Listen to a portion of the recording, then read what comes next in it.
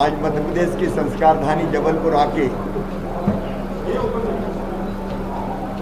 मैंने कोविड महामारी पर नियंत्रण की समीक्षा की है।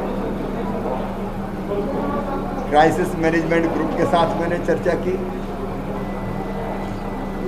और उसके बाद मैंने डॉक्टर्स मित्रों से भी वर्चुअली बात की। हमारे ग्रामीण क्षेत्र के ब्लॉक स्तरीय क्राइसिस मैनेजमेंट जो ग्रुप है उनसे भी वर्चुअली में जुड़ा।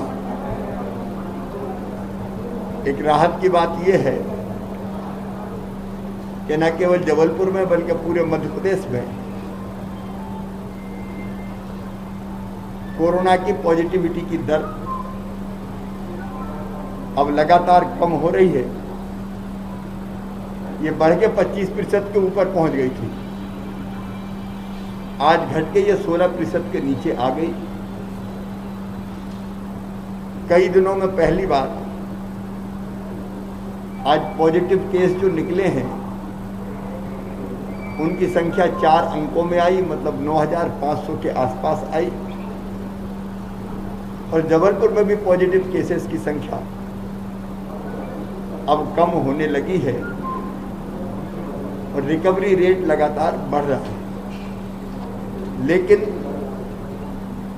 हम चैन की सांस नहीं ले सकते, सफर अभी लंबा है,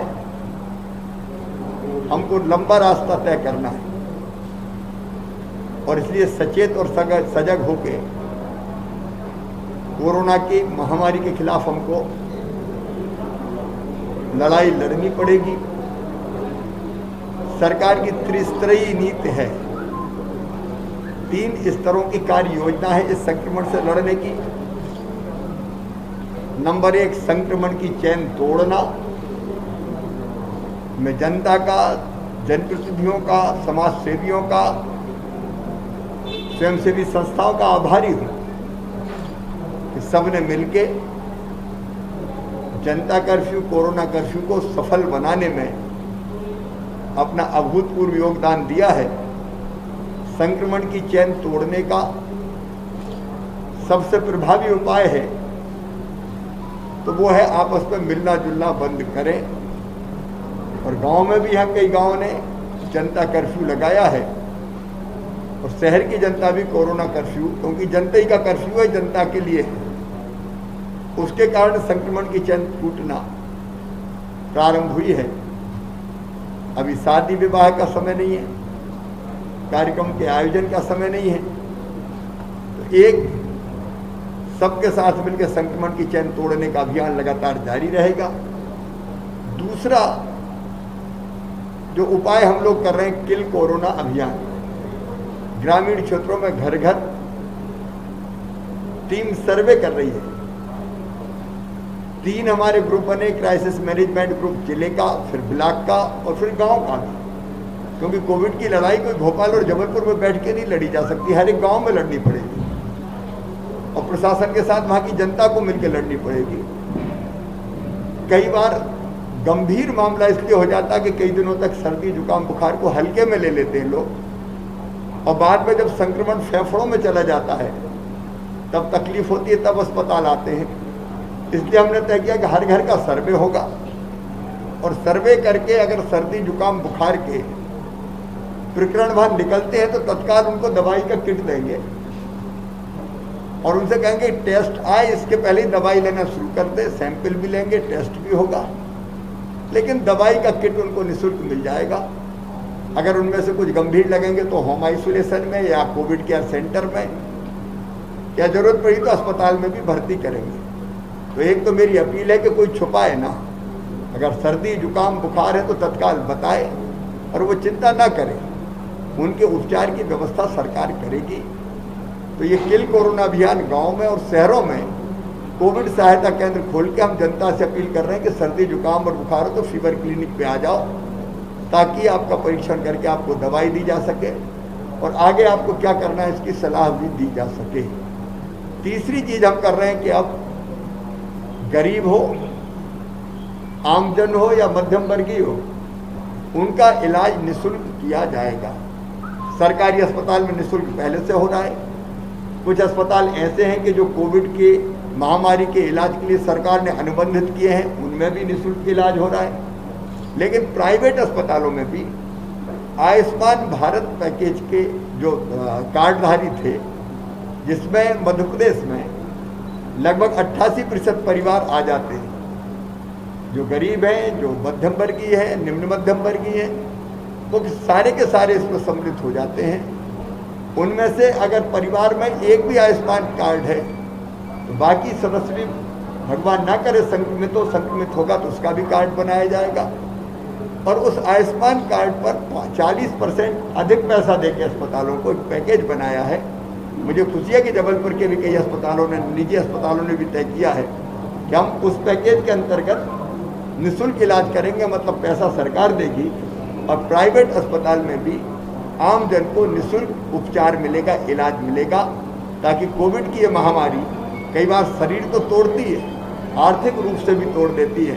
ये निःशुल्क इलाज की हम लोगों ने, मध्य प्रदेश शासन ने व्यवस्था की है।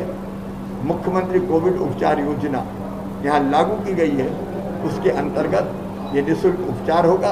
और 14 वैक्सीन सुरक्षा चक्र है, तो वैक्सीनेशन का हम लोग लगातार ध्यान दे रहे हैं। लेकिन 3-4 चीज़ें जो जबलपुर में हमको लगता है, अरविंद भदौरिया जी हमारे प्रभारी मंत्री जी मेरे साथ हैं कोविड की, वो लगातार यहाँ के जनप्रतिनिधियों के साथ मिलके, यहाँ के सांसद जी, यहाँ के विधायकगण, सबके साथ मिलके यहाँ के उपचार की व्यवस्था देख रहे हैं। अभी मेडिकल कॉलेज जबलपुर में आईसीयू और एलजीयू की बेड की संख्या भी हमने बढ़ाने का फैसला किया है।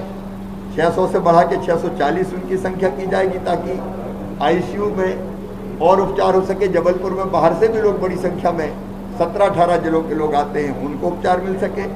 मेडिकल कॉलेज में भी ऑक्सीजन बेड की संख्या 144 से बढ़ा के 225 की जाएगी।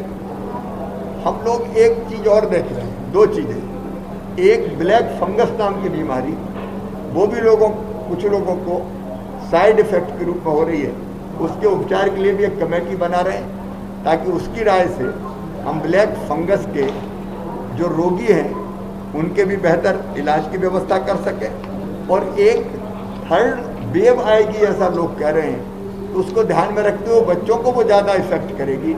हमने प्रदेश स्तर पर थर्ड वेव के मुकाबले के लिए क्या करना चाहिए एक कमेटी बना दी है। लेकिन ये ज़्यादा बच्चों को असर करेगी, इसलिए हमने तय किया कि मेडिकल कॉलेज में भी बच्चों के इलाज के लिए कोविड के अलग से बिस्तरों की व्यवस्था की जाएगी। पूरे प्रदेश में मैं निर्देश दे रहा हूँ कि अभी से हम व्यवस्था करके रखें, ताकि अचानक कोई बड़ा संकट पैदा ना हो जाए।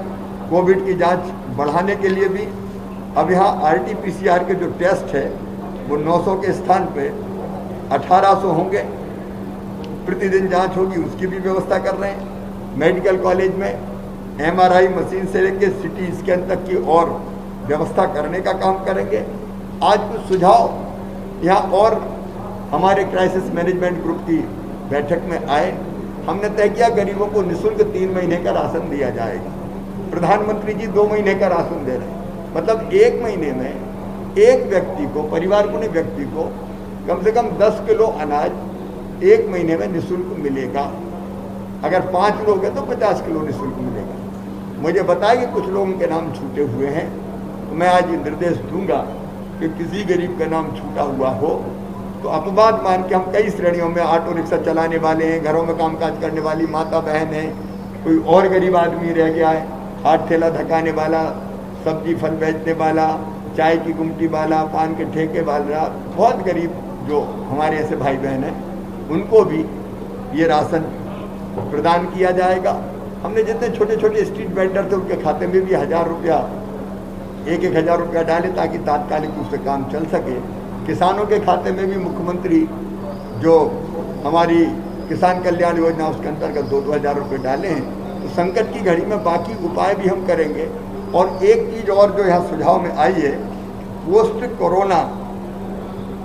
कोरोना के बाद के जो इफेक्ट है उसकी भी चिंता हमको करनी चाहिए। तो उसके लिए एक अलग व्यवस्था हम और करेंगे।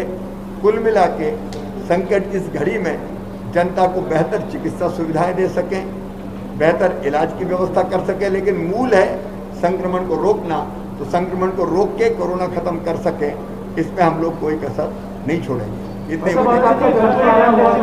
रेमडेसिविर का मसला देश भर में आज घुसा है और ना केवल इसमें जिस आरोपी का नाम सामने आ रहा है उस पर पता नहीं विशेष कृपा पात्र रही है।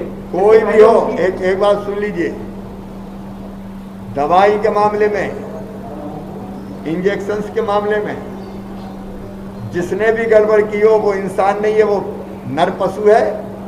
उसको जानवर कहना जानवरों का अपमान है, वो तो हैवान है। ऐसे किसी भी व्यक्ति को कोई भी हो नहीं छोड़ा जाएगा। पूरे प्रदेश में कई लोगों पर रासका की कार्रवाइयाँ हुई है, ऐसे लोगों की संपत्ति राजसात की जाएगी और इनको कठोरतम दंड दिया जाएगा। ये इंसानियत के दुश्मन हैं, इनको किसी कीमत पर नहीं बख्शेंगे। हॉस्पिटल के जो संचालक है इसके ऊपर किस तरीके से कार्रवाई होगी, जो सरबजीत बोलता है? हमने एक अलग टीम बनाई है उच्च स्तरीय, वो जांच करके कार्रवाई करेगी। उस कार्रवाई को मैं रोज देखूंगा। क्या भोपाल में किस तरीके से कार्रवाई हो रही है निजी अस्पतालों के खिलाफ? जबलपुर में भी शुरू है, सब जगह मेरे निर्देश है। जहाँ भी गड़बड़ मिलेगी शिकायत होगी। शिकायत केवल यहाँ नहीं, शिकायत भोपाल में भी एक ठीक कमेटी बनाई है, उसके पास भी शिकायत की जा सकती है। हम जांच करवाएंगे और जांच करके कोई भी गड़बड़ करेगा तो देखो दोनों तरह के लोग हैं। एक अच्छे अस्पताल भी है, अच्छे डॉक्टर भी हैं जो दिनों रात सेवा का काम कर रहे हैं, समर्पण से लगे हुए हैं। ऐसे डॉक्टर्स का, पैरामेडिकल स्टाफ का मैं हृदय से अभिनंदन करता हूँ। उनको हम भगवान का दर्जा देते हैं, लेकिन जो गड़बड़ कर रहे हैं वो हैवान है, उनको नहीं छोड़ेंगे। धन्यवाद।